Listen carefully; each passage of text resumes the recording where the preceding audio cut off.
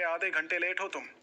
ये तुम्हारा घर नहीं है जो तुम जब चाहे यहाँ आओगी और जब चाहे चली जाओगी। डिसिप्लिन नाम की भी कोई चीज होती है। आरोही को पता था वो लेट तो थी और ये उसी की गलती थी, इसलिए रूपाली को कुछ नहीं कह सकती थी। आरोही को देखकर रूपाली फिर कहती है, अब चुप क्यों हो? अब आवाज क्यों नहीं निकल रही है? रूपाली चलते हुए एक टेबल के पास जाती है और कुछ फाइल उठा के आरोही के हाथ में रख देती है। रूपाली उस फाइल के पहाड़ को देखते हुए कहती है, तुम ये पूरी फाइल चेक करो, इसमें जितने भी मिस्टेक्स हैं उन पर मार्क करो और मुझे 1 घंटे में सारी फाइल्स चाहिए और एक भी गलती नहीं दिखनी चाहिए। आरोही कहती है, पर मैं इतनी सारी फाइल्स 1 घंटे में कैसे?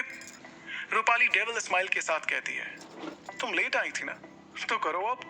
इतना कहकर वो अपने बाल लहराते हुए वहां से चली जाती है। आरोही टिक टिक करते हुए उसकी हिल की आवाज सुन सकती थी। वो अपने हाथ में रखे हुए फाइल को देखती है। ये तो उसका काम भी नहीं था जो रूपाली उसे देकर गई थी। आरोही गहरी सांस लेती है और जाकर अपनी सीट पर बैठ जाती है। वो मन ही मन उस शैतान को कोसती है कि सब उसकी वजह से ही हुआ है। तभी कीर्ति उसके पास आती है और उसे देखते हुए कहती है, आरोही सुनो मेरी बात। आरोही कीर्ति की तरफ देखती है। कीर्ति फिर कहती है, वो लड़की हमारे डिपार्टमेंट के मैनेजर की असिस्टेंट है और सुनने में तो ये भी मिला है कि ये उनकी गर्लफ्रेंड है, तो तुम उससे पंगा मत लेना। वो किसी को परेशान करने का एक मौका नहीं छोड़ती है। अगर कोई उससे दुश्मनी कर ले तो वो उसका जीना मुश्किल कर देती है। आरोही कीर्ति की बातों को ध्यान से सुन रही थी। आरोही बस हाँ में जवाब देती है। कीर्ति अपनी जगह पर वापस चली जाती है।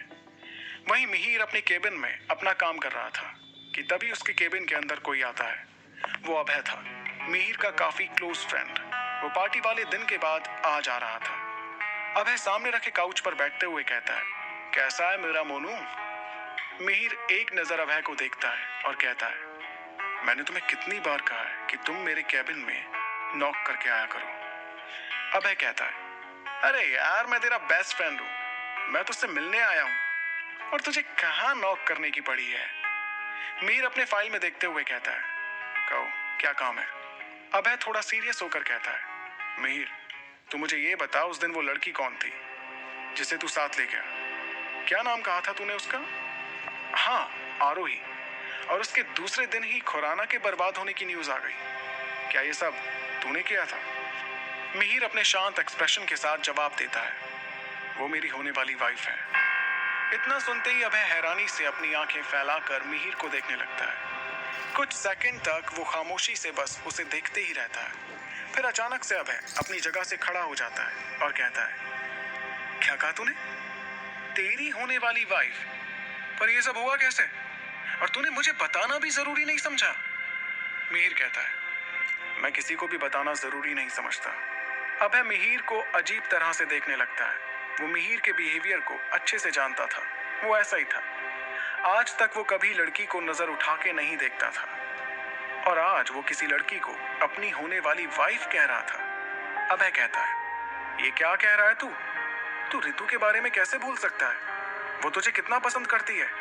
वो आज भी तेरा वेट कर रही है। उसे इस सब के बारे में पता चलेगा तो वो कितना हर्ट होगी।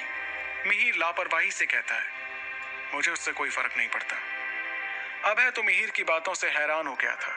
उसे अच्छे से पता था मिहिर को जो चीज पहली नजर में पसंद आ गई वो उसकी ही होती थी, चाहे वो चीज किसी और से छीन ही क्यों ना ले।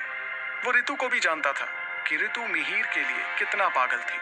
वो किसी भी लड़की को मिहिर के आसपास भी नहीं आने देती थी। जब उसे पता चलेगा कि मिहिर किसी और को पसंद करता है तो वो तो पूरी तरह से पागल हो जाएगी। अभय उसे समझाते हुए कहता है, मिहिर मुझे लगता है तुझे एक बार रितु से बात कर लेनी चाहिए। मिहिर कहता है, उसकी कोई जरूरत नहीं है और मेरी इंपॉर्टेंट मीटिंग है, मैं चलता हूँ। इतना कहकर मिहिर वहां से चला जाता है और अभय उसे देखते ही रह जाता है। दूसरी ओर मुंबई में मौसम बहुत सुहावना सा था और हवा में जैसे अलग ही खुशबू थी। पर इन सब के बीच निष्ठा बिल्कुल भी खुश नहीं थी। निष्ठा और माहिर निष्ठा के घर पहुंचते हैं। निष्ठा कार को घर से थोड़ी दूरी पर रोकने को बोलती है। निष्ठा धीरे से कहती है, अब हम चलते हैं। माहिर झुकता है और निष्ठा के होठों पर हल्की सी किस करता है। उसकी इस हरकत से निष्ठा हैरान हो गई थी और वो बस माहिर को देखते ही रह गई थी। माहिर कहता है, अब तुम जा सकती हो। निष्ठा जल्दी से कार से उतरकर सीधे घर की ओर चली जाती है। वहीं माहिर अग्निहोत्री कॉरपोरेशन के लिए निकल जाता है। निष्ठा घर के अंदर जाती है। सामने ही निष्ठा की माँ प्रेरणा खड़ी थी। प्रेरणा जी निष्ठा को देखते हुए कहती हैं, अरे बेटा, आ गई तू, आजा, नाश्ता कर ले। निष्ठा हिचकिचाते हुए कहती है, नहीं माँ, हम वीरा के घर से नाश्ता करके आ रहे हैं। प्रेरणा जी कहती है, ठीक है बेटा, क्या आज तू काम पर नहीं जा रही है? निष्ठा कहती है, नहीं माँ, आज घर पर ही रहेंगे। तभी वहां डॉली आ जाती है। डॉली निष्ठा का हाथ पकड़ते हुए कहती है, दीदी, हमें आपसे कुछ बात करनी है, चलिए हमारे साथ। वो प्रेरणा जी की ओर देखते ही कहती है, बड़ी माँ, निष्ठा दीदी से मुझे बात करनी है, आप इनसे बाद में बात कर लेना। इतना कहकर वो निष्ठा को खींच कर ले जाने लगती है।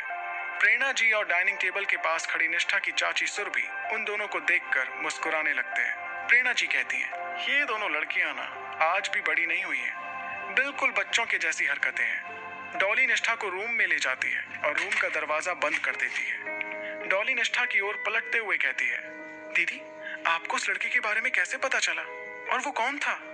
निष्ठा कहती है, देखो डॉली, तुम पहले शांत हो जाओ, हम तुम्हें बताते हैं। डॉली कहती है, आप पहले बताइए तो।